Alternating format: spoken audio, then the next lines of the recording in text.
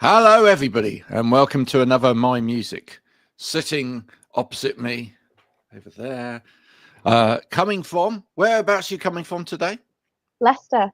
Leicester, which is, a cheese, a red cheese at that, is the wonderful Becky, who shall be talking to me about her life in music. Whether people care or not, she cares. And this will be just before we come and speak to her. Enjoy it. It will be here for a memento, and then when it disappears, Becky and I will be talking. Keep on, don't stop.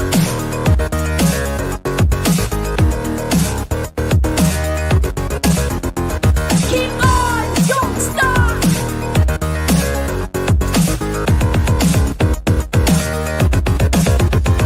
Keep on, don't stop.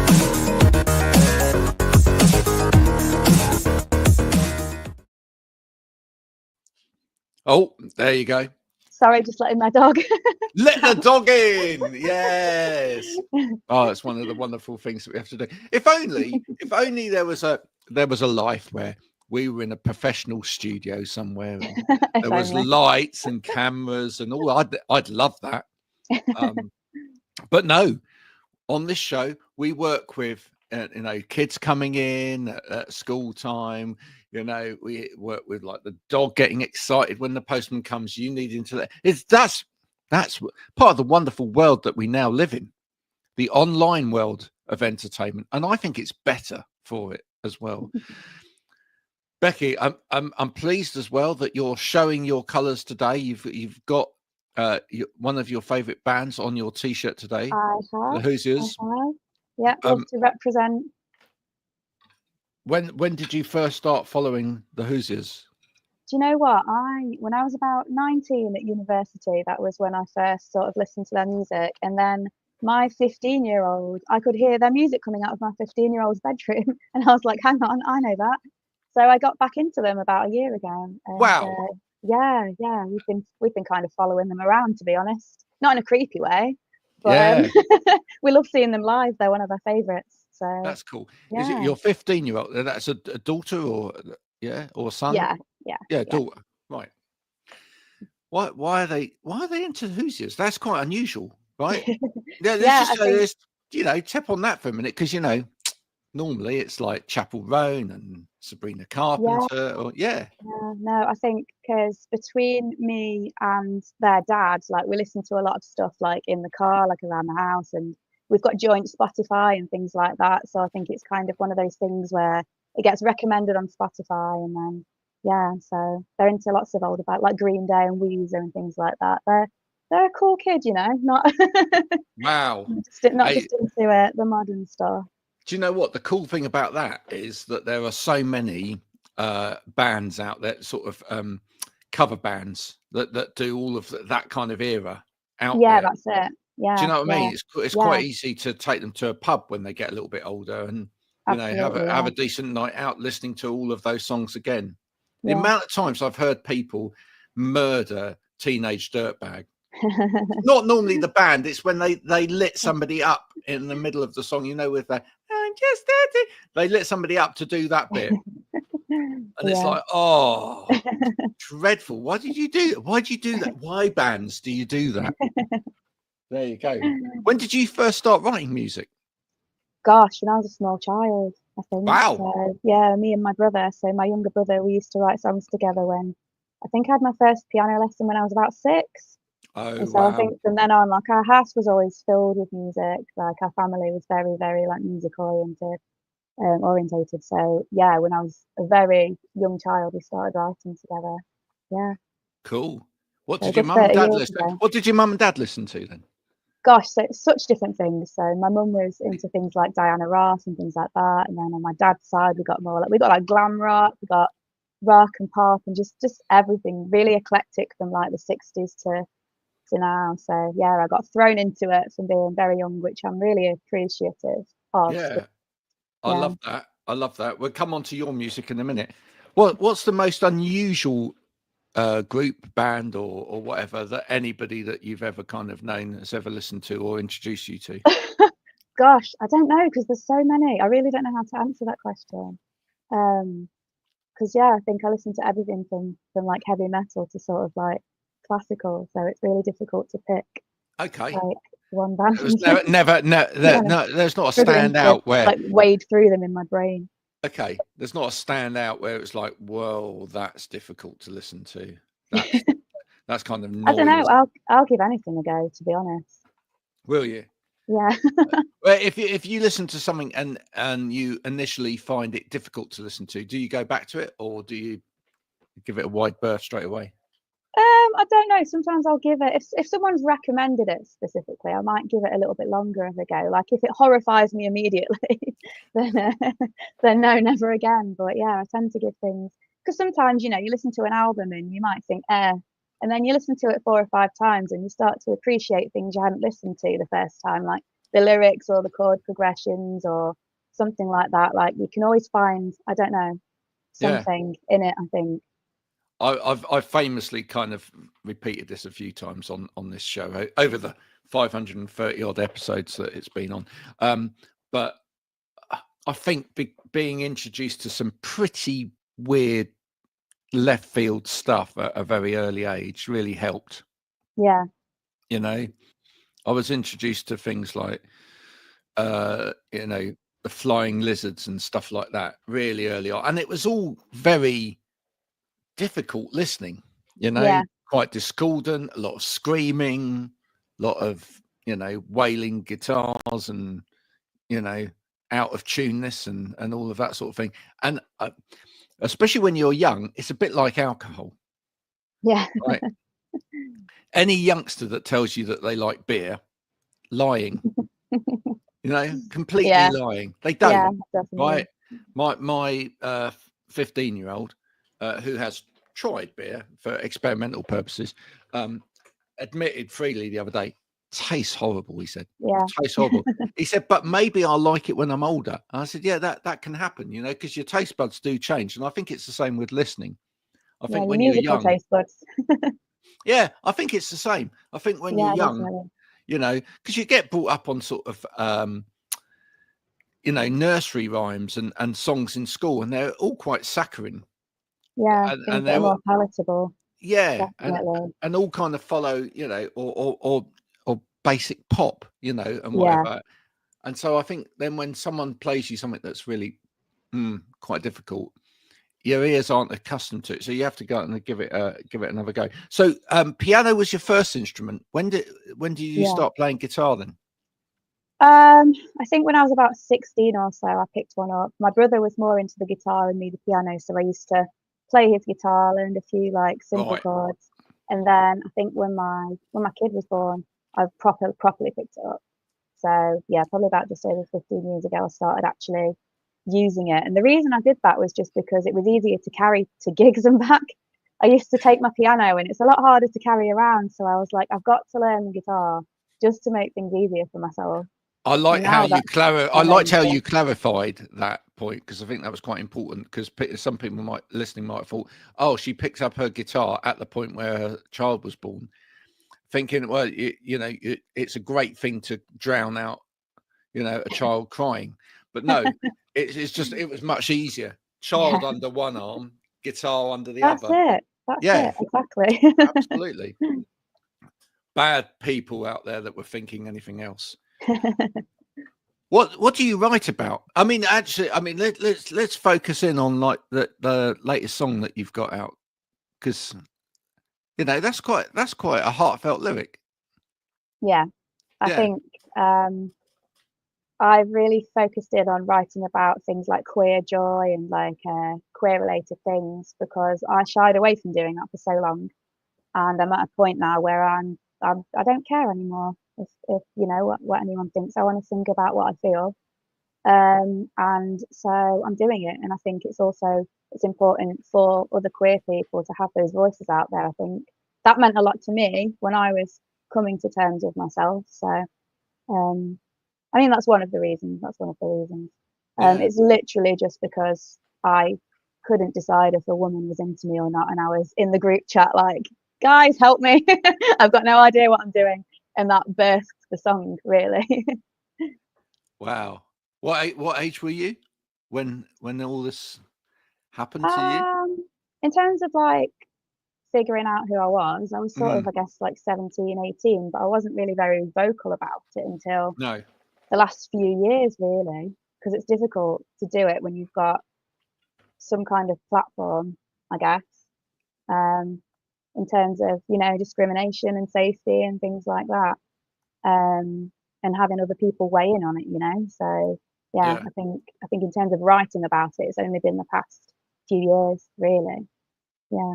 If you don't mind me asking, I mean, do you find that it's obviously something that is more accepted now, Yeah. right? Yeah. Yeah. But do you find there's still more discrimination in terms of that whole area around sexuality for someone of your age and with a child? And, I mean, it seems Yeah. to be like if you were like 16, 18, just Yeah. coming out onto the pop scene or whatever, and you said, well, I'm queer, then it would be fine. Yeah. Yeah. Yeah. It's definitely, it's something that is more accepted now. If someone emerges onto the pop scene and they're queer, people like Chappell Roan now that are just, Who I they guess are. people are, yeah, exactly who they are. But there is sort of a bit of extra like gatekeeping when you have got a child and things like that, and it's someone who you've sort of evolved into for sure. And I think whilst we have come a long way in this country, obviously it's a lot more dangerous in other places, but it's still not safe here. We've still got a long way to go. We still get discrimination all the time, something that we face all the time. So it's still a matter of safety, Yeah. unfortunately. Yeah, but I think there's a lot of queer joy out there, and I love how much queer joy is out there now. It's not something that I got to see very much when I was 18, when I was discovering who I was. Yeah, Oh, things have definitely changed yeah, they have. a lot Yeah, just in our lifetime. And are people, you say with discrimination, does the online world make it easier for people to discriminate in a way? Can it be more? Do you find it can be a little bit more subtle? yeah, Yeah. absolutely. Because people can hide behind a screen, can't they? They can type. They don't have to actually face you. I on TikTok, I tend to get every time I post something about my new song Electric, I tend to get at least one hateful comment, and I don't think Really? that's it. Yeah, yeah. What's Um, the matter with you people? I know, I know. I mean, they're Honest to helping my goodness. engagement, so I tend to just ignore it, to be honest. It would have bothered me when I was 18. I kind of laugh at it now because they're the ones with those hateful thoughts. Yeah. They have to live with that. I don't have to. So Do you find that there's a community that leap on to support you as well? And oh have yeah, yeah? absolutely. That's Yeah, great. yeah, yeah. I mean, in terms of community, I mean, my friendship group is amazing. A lot of us are queer ourselves, and within the music scene, there's so much incredible support. Like the flip side of it is amazing in terms of that. Yeah, definitely, Cool. definitely. So those Keep doing hateful people aren't going to ruin it for everybody. Yeah, go away, They're not hateful going to get. people. Yeah, And all of you other people that, come in and support and, comment against it and everything, all the hate and everything else. Good on you. Just keep doing it. Honest to goodness. It's weird. It's a weird world we're living in right now. There just seems to be so much kind of division between people who are really great in the world and really supportive and some absolute idiots. yeah, You know, definitely, definitely. what's the big ambition for you in terms of your music? What would you like to see you achieving in the world with your music? I just want to play it to as many people as possible, to be honest. I've decided to stop caring about numbers and streams and things Oh, like that because, yeah, my real joy is performing it in front of, like, playing to as many people as possible. Like, that's my happy place. So I'm just chasing joy at this point. Like, if someone offers me a gig on the other side of the country, I'm going to go and get to see a new place and meet new people. And that's the sort of stuff that fills me with joy. So I've not got any sort of massive goals in terms of world domination and like Becky, excuse things the like that. excuse the dad joke in there, but does Joy know that you're chasing her? That was Yeah. a terrible dad joke. I know, but you know, Joy, if you're out there, Becky's chasing you. Call me, Joy. Call me. Yeah. especially if you know any good promoters for gigs. Yeah. You know, Becky's your best friend then. Oh, what do you find the hardest thing is about sort of making and releasing music in 2025? Oh gosh, I think the having to consistently feel like you're churning stuff out. It's the Really? consistent things like posting most days and making new content, and you've released a song and then they want a new song 6 weeks later, and like I don't live like that.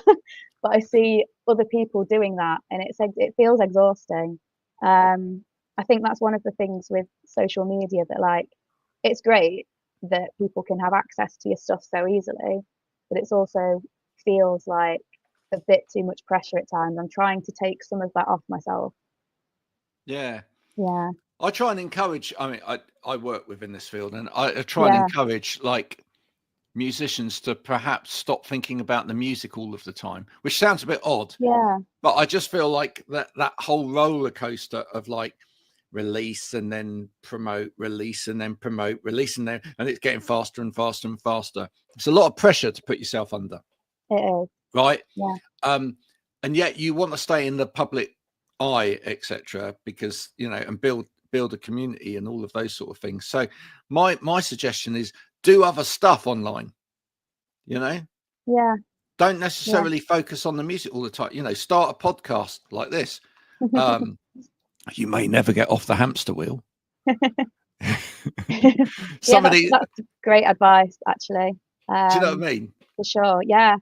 I'm actually gonna be hosting my own radio show at some point soon. There you go. So looking at other people's music doesn't always have to be mine. I enjoy other people's just as much. So you being out there, activity is content. That's what I keep saying to everybody out there, right? People say to me, what do I write? What do I start with? I don't know what to put. I don't know how to do it and whatever. I say, first things first, right?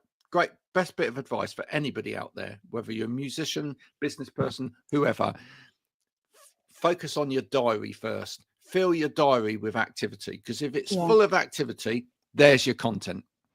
Yeah. Right. Yeah, definitely. Nobody wants to read content every day, which is just like somebody trying to think of something to fill the space. If you are out there doing stuff, so if you're playing a gig, or you're starting a radio show, or you've appeared on someone else's podcast like this, there's some content for you.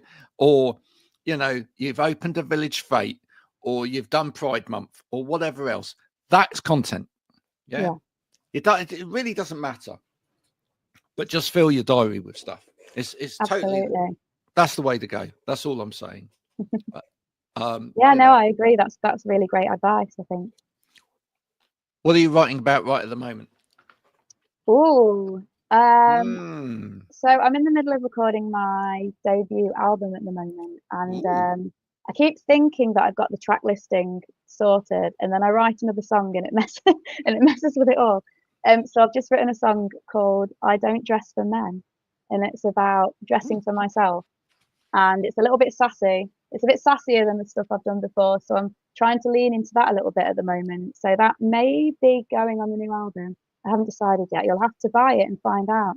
I like it. What? Right. So when you start to dress, right, put an outfit together, what do you start with? Something pink, always. Right. Okay. So pink underwear, pink socks, pink bra and knickers. Yeah, I would if I could. I am head to toe pink a lot of days, and I get a lot of double takes in the street from people, but it's just what gives me joy. I think you should wear what brings you joy and not care whether it's fashionable or what anybody else has got to say about it, to be honest. Have you managed to find a nice pair of pink shoes, trainers, whatever. Now, have you got a wardrobe full of pink trainers? I have. My wardrobe Yeah. itself is pink. Is it? And everything inside. I think 90% of my clothes are pink. The wardrobe itself is pink. Yeah, just everything. Cool. Have you designed your own pink merch yet, so that you could wear your own pink T-shirt? That's what I want to know. That is coming. That is coming. Yes. So my amazing friend Carrie has done some artwork for me, and it's Nice. coming. The T-shirts are coming. Cool. They're on the And way. it is all pink. It is all pink, right? Yeah. It's, well, you've got options. It's going to be black and pink. So. Well, yeah, you see, this is right. I'm actually wearing a great example today, because I get sent loads of T-shirts by bands and artists and whatever, which is lovely. Thank you very much for sending them. But my wife complains a little bit because 99.9% of merch T-shirts are black, and she says you always wear a black T-shirt. Right, I am actually bucking the trend today, because I have got a Skinny Lister T-shirt on. Thank you, Skinny Lister, and this is navy blue with a nice mustard logo. That's lovely. See, that's a slightly different color scheme, isn't it? Which you know takes a. But I am still waiting to be sent a pink T-shirt. So anybody that wants to do a pink T-shirt, that would be brilliant. Right. Well, when my merch is out, I'll send you a pink T-shirt. Thank you, because I rock pink. I love it. Right. I within my wardrobe that isn't band T-shirts and whatever, I have pink shirts. I love pink. Love that. Yeah. Love Why not? Yeah, exactly. Why not? You know, a long time ago, Becky, when I was your age, when I was much younger, my hair used to be pink on one side and green on the other. Awesome. There you are. Yes, it was really bright. And in fact, there goes the dog. Shush. I also had a car which it started off Nordic blue, but by the time we finished painting it, it was bright pink and lime. That was lovely. Amazing. Yeah. That sounds awesome. I bet you got a lot of double takes as well in that. Well, do you know what? I got stopped. This is a story. I got stopped by a policeman once. Really? Right? Yeah. Considering that it was an old wreck of a car with it was a Ford Escort Mark II estate with sort of tan seats, loads of rust on it underneath all of the paint and whatever. And as I say, it was like these bright colours, and then it had daisies on it, painted on it, and everything else as well. Pretty obvious, right? Yeah. Going down the road. And he stopped me and he went, I said, "What is it?" And he said, "Well, I just wondered whether this might be a stolen vehicle." And I was like, are you joking me? He said, "Now, don't be cheeky to me." I said, "But seriously, if anyone's going to steal a vehicle, why would they steal this? It's old. It's old. It's rusty, and it's pretty obvious if you've stolen it that it's this." Yeah. Right? You know, surely they're going to steal a Sierra. At the time, it was like a Sierra Cosworth was the most popular car. Showing you my age now, but that's what you would have stolen. It was a good car. It was fast, and everybody had one. You know, so honestly, not the brightest coloured car you've ever seen. This is why I could never get away with a crime, because I'd be so easily spotted on CCTV. I love that though. I'd have to wear a disguise if I ever wanted to commit a crime. Listen, I know it's diverting away from the conversation about music, and I do want to keep it on that. But don't you love those crime programs though, where they've got like that bad CCTV footage, and they go, you know, "Oh, we might be able to find them due to what they wear." They all those criminals, they always wear the same stuff. Yeah. Right. There's a certain sort of like hiking stroke activity kind of, you know, athletic type brand, which they all wear black T-shirts with that particular logo on.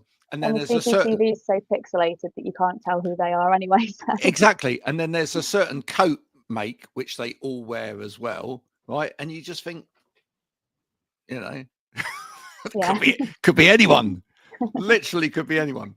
You know, I'd love it. if actually on one of those shows there was someone with like bright pink hair and a bright pink coat and whatever, it's like, I know who that is. Well, watch this space, I guess. Well, wouldn't that be amazing? What are you looking to bring to your live show? Just I'm interested in terms of I think it would be great if you could bring as much queer energy as possible to a live show. Yeah. I try to. Yeah. What could we get the audience to do if we could get a group of people to come along and support you at live shows, wearing something and maybe getting involved in some way? How could we get that to happen? In terms of wearing something, you can wear whatever you want, but if you wear something pink, that would be cool. I think so. I love audience participation as well. I've got a few songs where people get to sing along. I've got a bisexual stage frog. I'm just seeing if I can see it. No, I've got a big plushie. He's called Ricky, and he's my bisexual stage frog, and he has photos with everybody. I love that. He looks after my set list for me, and he like sits on stage, so he's a bit of a gimmick, a bit of a prop that I have. Wow. And I'm putting together a full band at the moment as well, so hopefully lots more fun on stage will be had. I love that. A bisexual frog. All frogs are bisexual, actually. Yeah, exactly. But I love the fact that you've kind of brought that into the music world. I think it's really important, Becky, that what you do is you develop a name for your followers, right? Yeah. And also, and we have talked about that a little bit on here before, get them to dress up with something that's really obvious as well. That's a good idea. I need to have a think for sure. Yeah, we had a band, a bit of a fun band at one point called Rodney's Cocktails, and when we played a festival and we got everyone to dress up as Mexicans with the big sombreros. Excellent. and dodgy moustaches. It was great. I think that really does it for me, because everybody else that's in that area is suddenly like, what's going on there? Yeah, something a bit different. They might come and ask why. Could get everyone to dress up as bisexual frogs, maybe. Fantastic.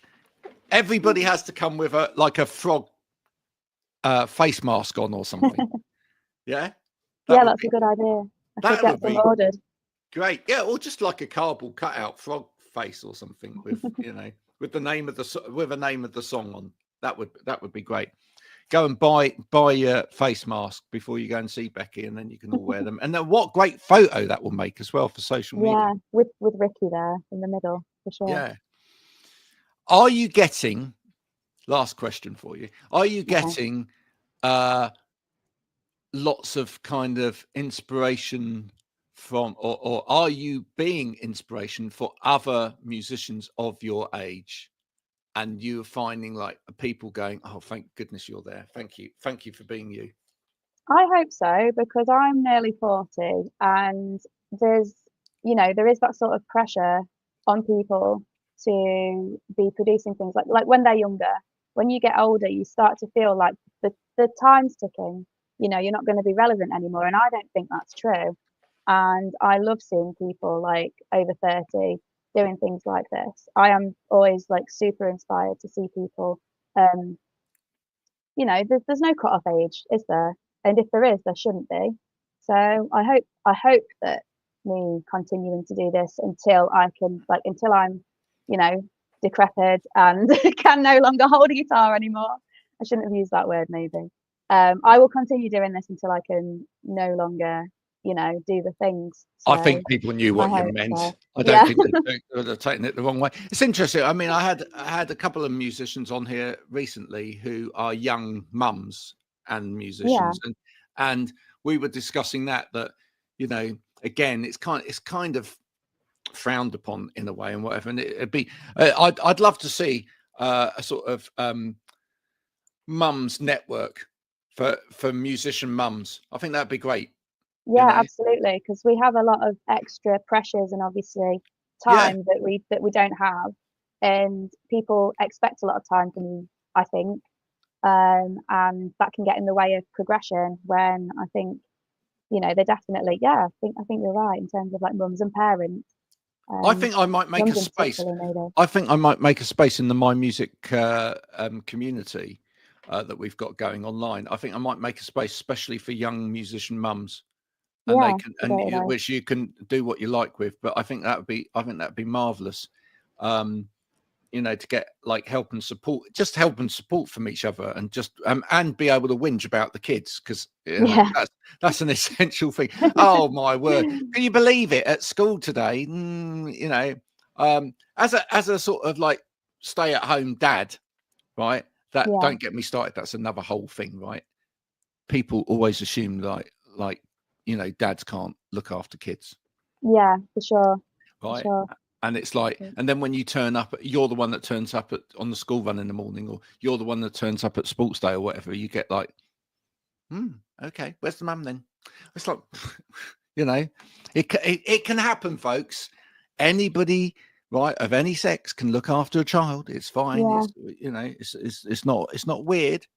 You know, I'm not saying my wife doesn't look after kids. Well, she does. You know, but Just not well, feeding into those traditional societal gender roles, and the way that you know, at one point I was out working all of the time. I couldn't have done this, etc. You know, yeah, I was always the one out on the road. She was always here. Now we've swapped. We've changed that completely around. So, you know, whatever works. Yeah, and it has to be whatever works for you. Has to be all that. But we do need to start breaking down these stupid, you know, societal kind of expectations on people that, you know, because you're this or because you're that, you can only do that. It's daft.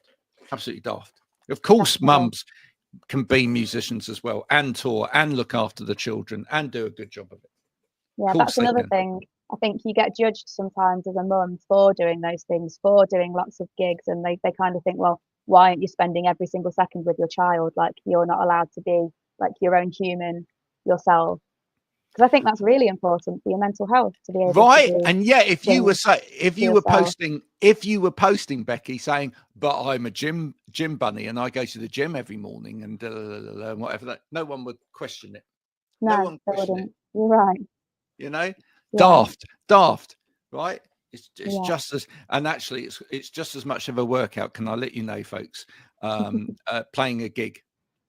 Absolutely. You know, that keeps you fit and healthy. Playing a gig, carrying the equipment, that's weight training.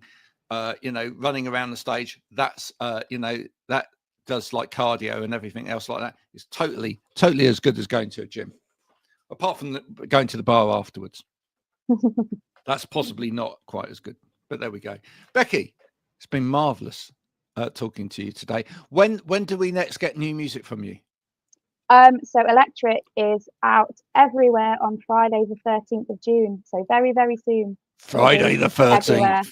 And you can pre-save on my Instagram, my TikTok, Becky Music _ You can pre-save it, and it will be _ have to do that so that people know. It will be available everywhere. I would love it if you gave it a listen. We will, and we'll add it to the My Music podcast playlist. Becky, I think what you need to do is you need to get like a load of people doing a dance with that _ bit. Definitely. You know, Becky, you know, be like that, Becky, right? Becky, I like it. And then you become known for that little dance move, and then people won't forget the _ See, everybody at home now has gone, that's brilliant. I won't forget that. Becky _ Just like that. Thank you so much for coming in today. Thank you so much for having me. It's been a blast. No, it's been an absolute pleasure. Folks, do what you need to do now. The important bit, which is to go and check out Becky's music. As these go out, as you listen to this, or as you watch one of the clips, we'll put the little links in there as well to Becky's profile. You go and join. You go and say hello to Becky. Listen to her music. Add her songs to your playlist. Then tell her how much they mean to you, right? Don't just stream stuff and forget all about it. I say this every time. Artists do not care that you've streamed their music on Spotify. What they care about is that you've actually stopped and you've told them how much you love their music. That's what they care about, right? Because frankly, unless somebody's paying big bucks behind the scenes, they're probably not going to get millions and millions of streams and get rich from it. right? Could happen. Unlikely, right? But what they will get rich from is you participating, you letting them know how much it means to them, and then go to a gig and then buy the pink t-shirt and the frog mask and do the dance. That's what they love to do. Becky, thanks for coming on. Thank you. It's been a blast.